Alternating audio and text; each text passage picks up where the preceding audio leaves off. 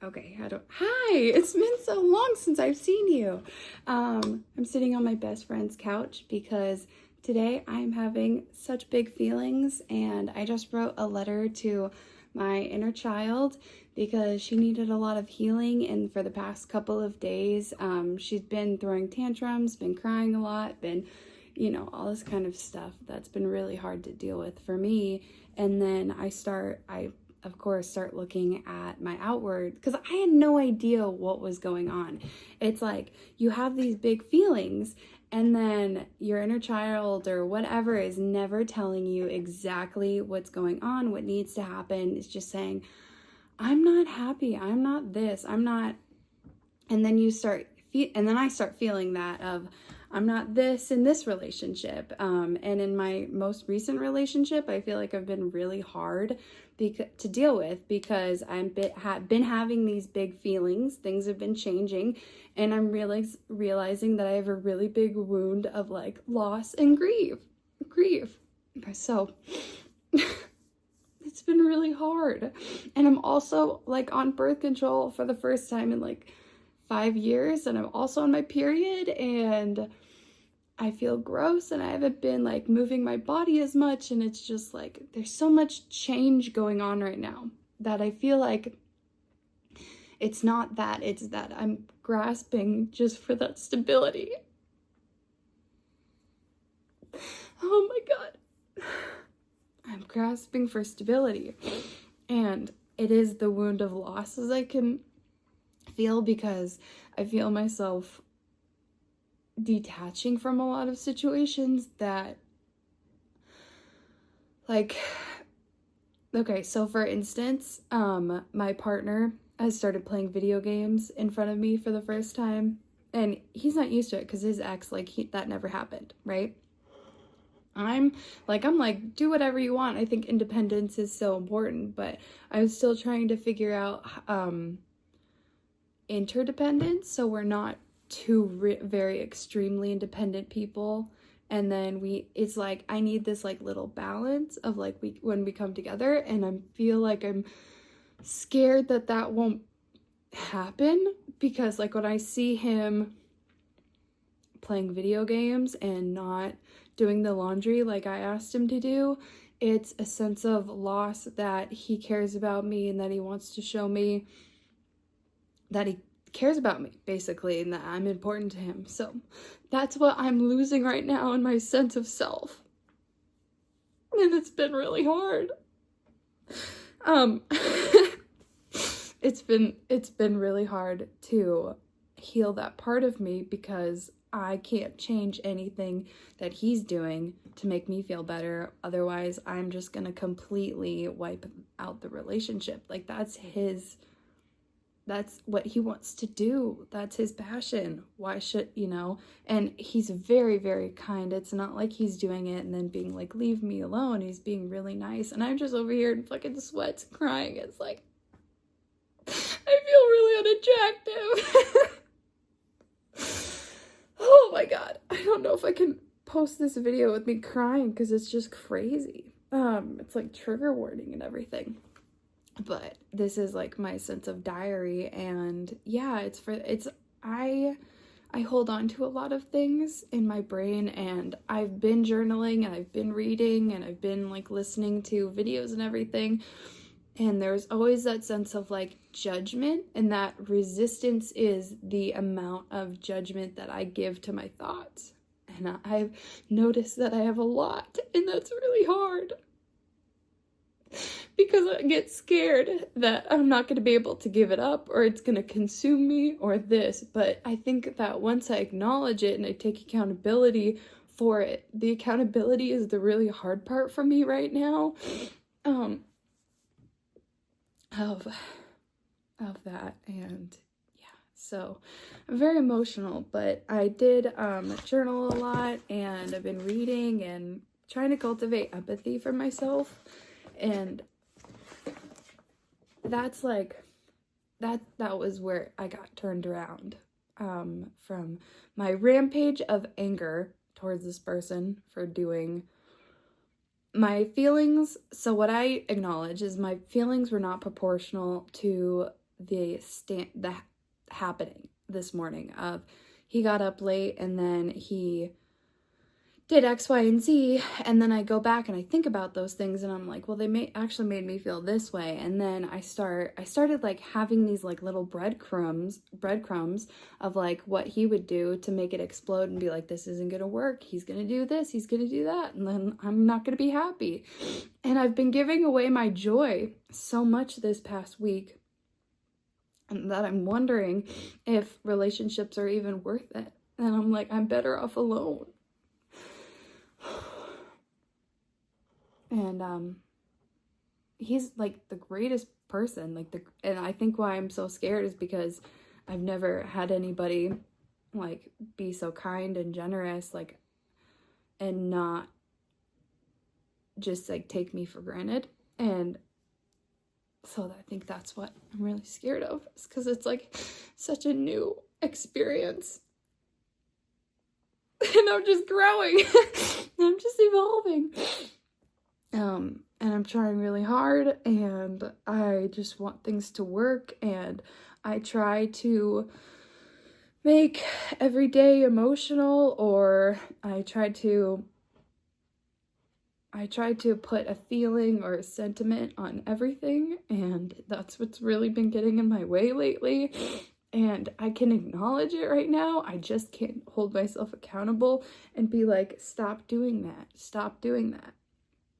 And that's where I'm getting blocked, and I don't know why. And I'm trying to be supportive of myself, because that's the number one thing, is I need to support myself so then I can ask for support before I just go out and I seek support, because then that's just like an empty void.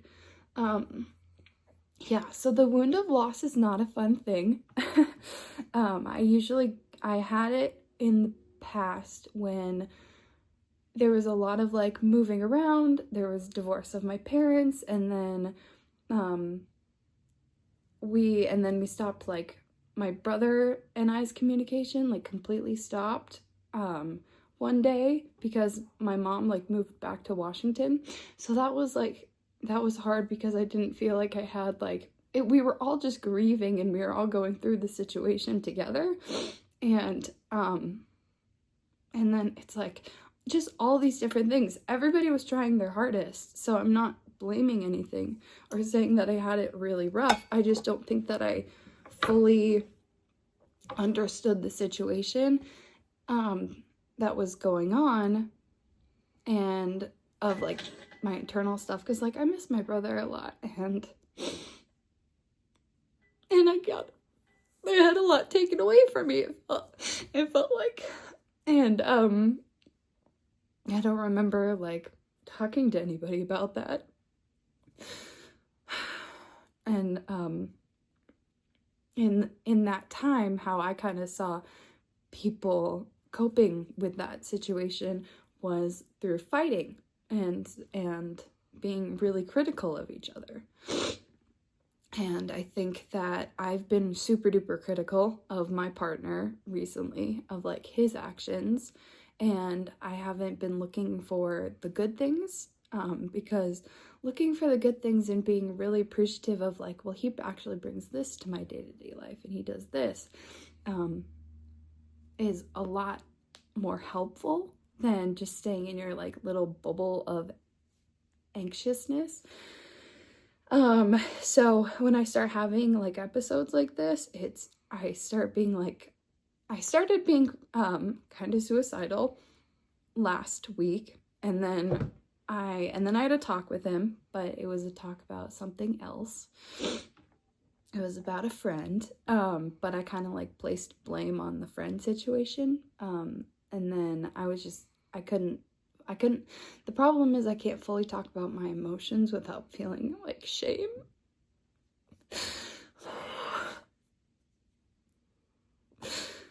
And like, I can talk about them with people who aren't involved in the situation, but the people who are, I really shut down.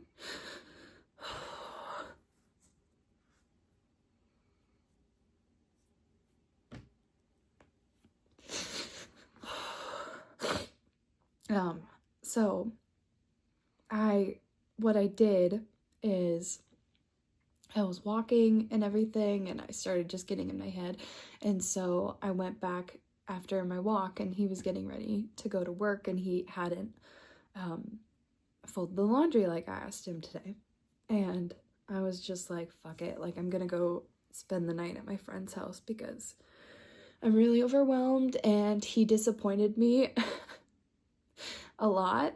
And in my head, the disappointment was a lot more grand than what it sounds like, because it's like, oh, I got disappointed over somebody not folding laundry.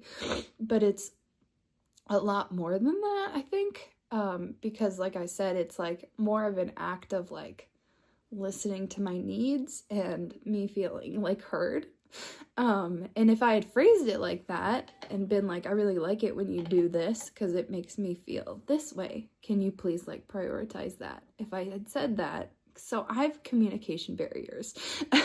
That's what this all is. And like, I think I would title this video like the consequence of having emotional barriers and not dealing with them in relationships, because I feel like I sabotage a lot. And I know it's not all my fault. It's when I start placing blame on things is when it gets really hard, because that's why I'm like super critical, as I start placing blame. Anyway, I don't like that. I want to get that out of the way. And then let's see. So yeah, so it was more about not being disappointed and wanting a partner who does not do that to me, which is very important. And instead of saying that and giving him time and patience, I decided I wanted to leave and I wanted to go spend the night. I wanted to go spend the night at my friend's house, which is close, and they work together. And I told my friend exactly what happened, and he and I had been talking about these kind of feelings for a couple days when I was feeling them. And it mostly has to do with like the video games, because I see them as like a lack in his, like he having a lack in his,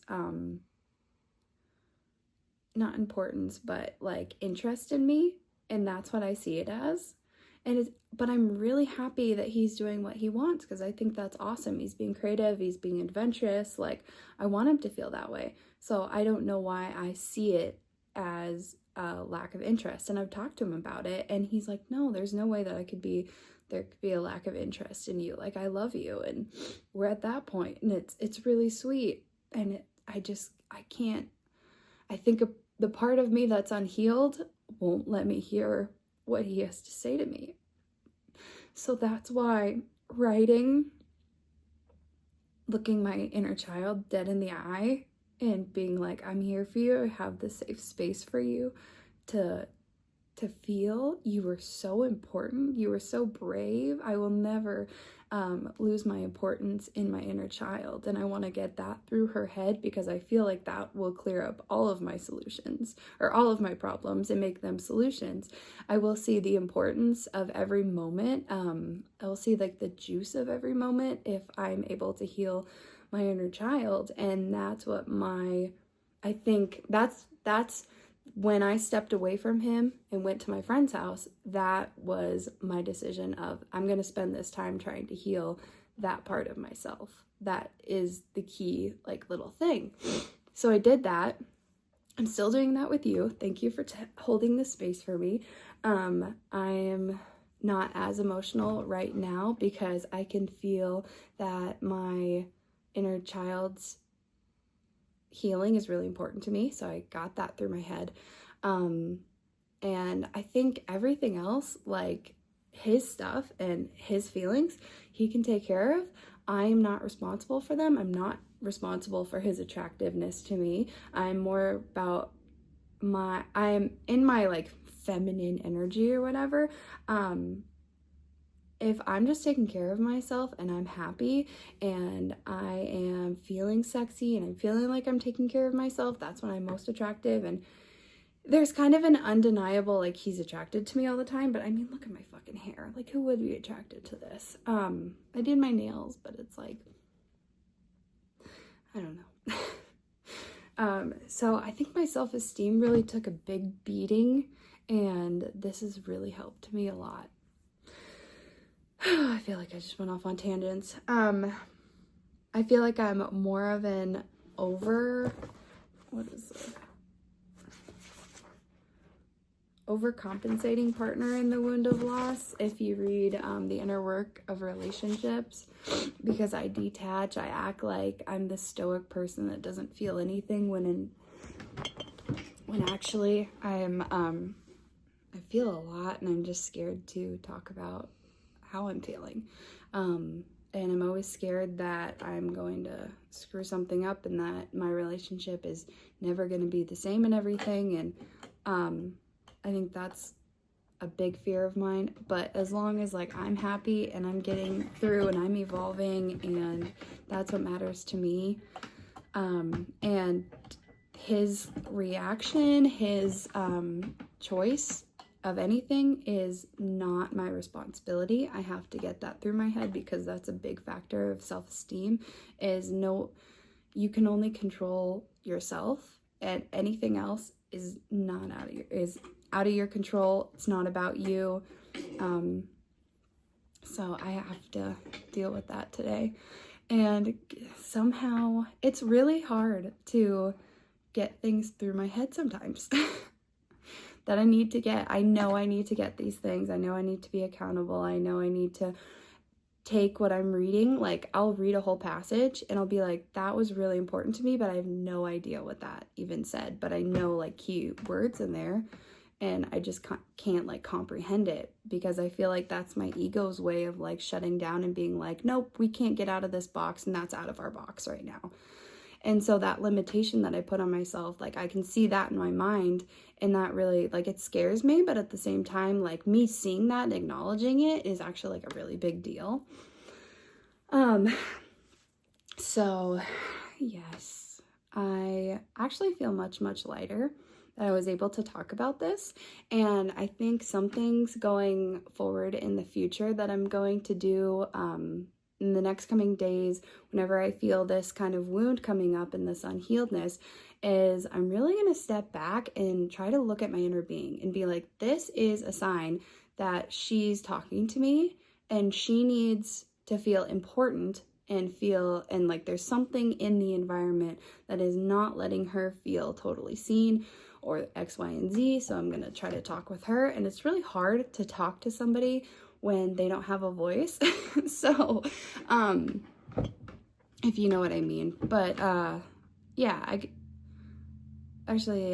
that's a really good way to put it, because like she doesn't really have a voice right now because I'm not letting her speak. And I don't know why I suppress what she has to say so much, because when she talks and she's healed, she doesn't give a shit about anybody else. And she's like, oh my God, Sunday, thank you so much for seeing me and loving me and being supportive of me. Thank you, Sunday. She's more supportive of me and what I'm doing, and she doesn't really care what anybody else is doing. And that's a really fun place to be. So like in my letter, I made sure to tell her how fun it is to heal with her, and to see her and to just feel that like lightness in her. It's a really big deal because she's so pure and innocent and sweet, and we all have that inside of us. So I guess this is kind of just an example of what it looks like, or what it sounds like for your inner child to be healed.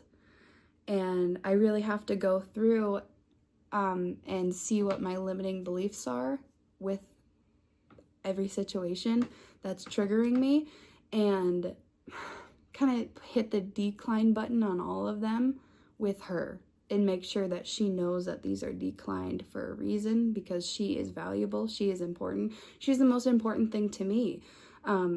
She is my happiness. Like, our happinesses are keyed in together. It's not a laughing matter. It's not a joke or anything like this. It means a lot to me, and I need to value it more because I see how much value it actually has, if that makes sense.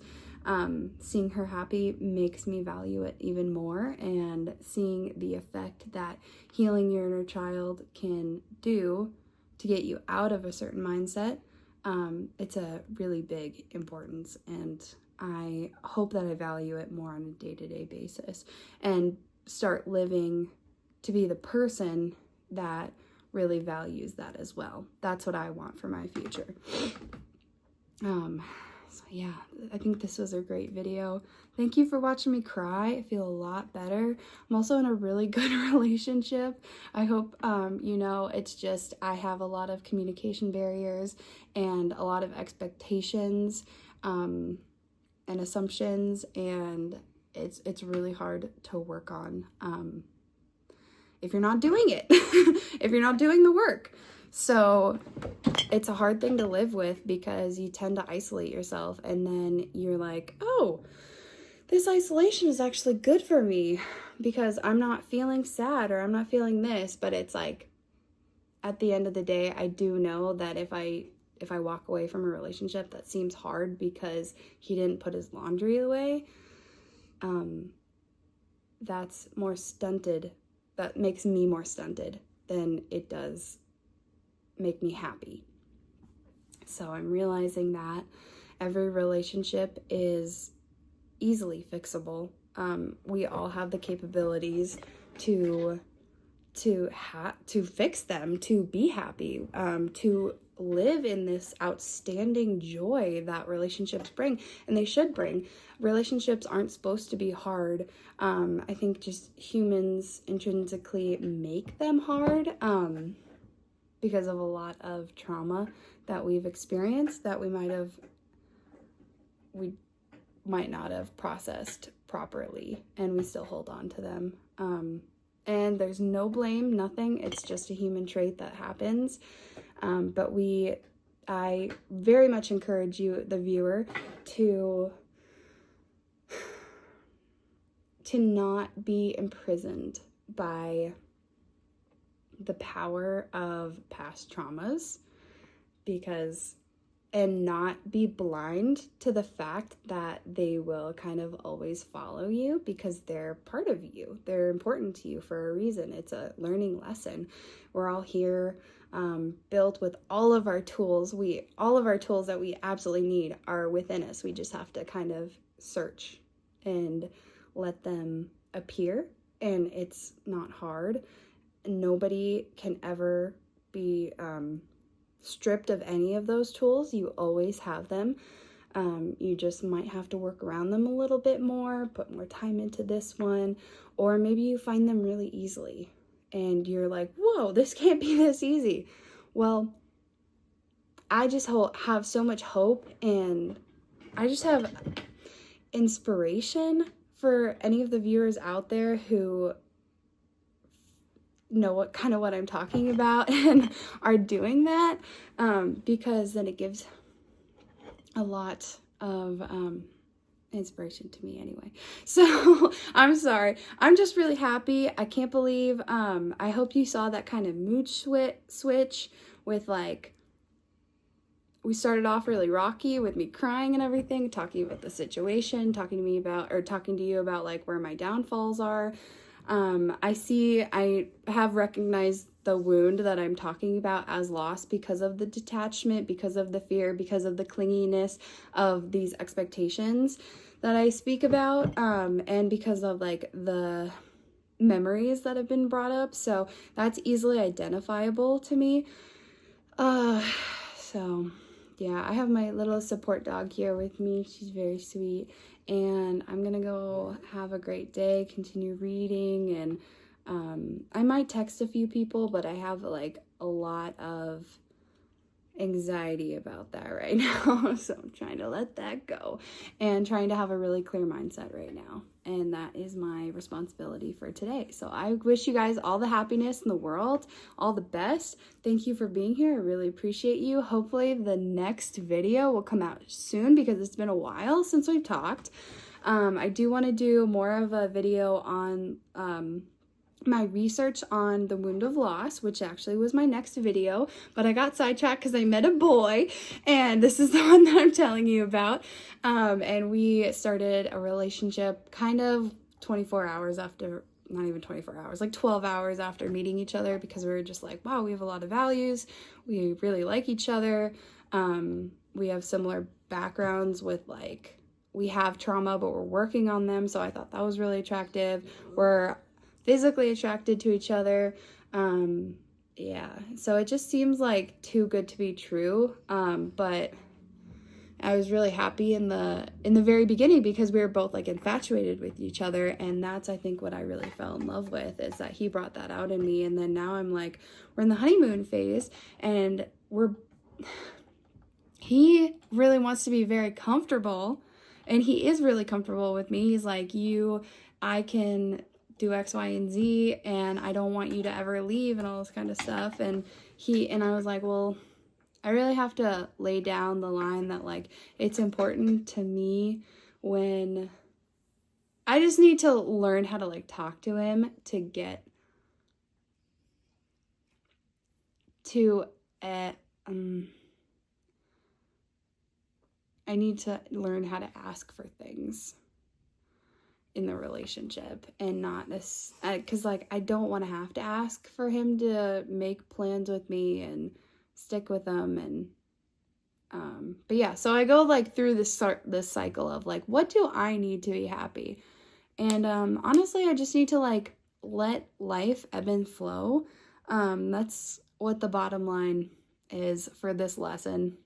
And just feel like the ever-changing, every day is different, and just, like, hold on to that and just be, like, happy about it, and not that because it's changing, it'll only get worse. Because I think that's a big limiting belief that my inner child has. Like, oh my God, he's changed and he's not giving you as much attention, and so now he is going to hate you for the rest of your life and be mean to you and not give you attention and all this kind of shit. Which she's had in her past, and I'm telling her, no, that is not, you're not deserving of that. That was that person's problem. It's not, it's my responsibility to let that kind of feeling go. It's not my responsibility to keep that going or think about that or linger in that area any longer. That is erased from my brain, hopefully. Only lessons come from that, and that is the beautiful thing about healing your trauma, is that you can learn all these beautiful, wise lessons.